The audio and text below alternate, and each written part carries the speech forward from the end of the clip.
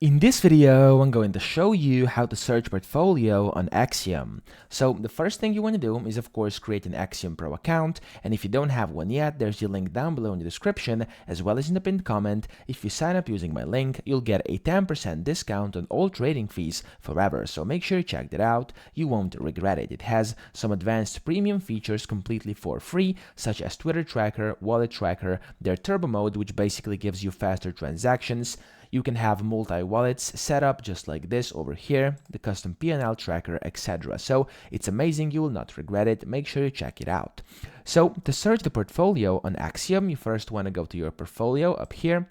And then on here, you can see active positions, your history, and then the top 100. So you can search in either of these over here by just searching over here. So this has just been added. It's completely new. You can search by name or address. So I don't have any active positions. I'm going to go to history, and you can just search, for example, like GTA 6. There we go. I was just able to find that. And then in the top 100, it is exactly the same. So that's how you search portfolios on Axiom. I hope this video helped you out. If it did, please subscribe to the channel and help me out as well.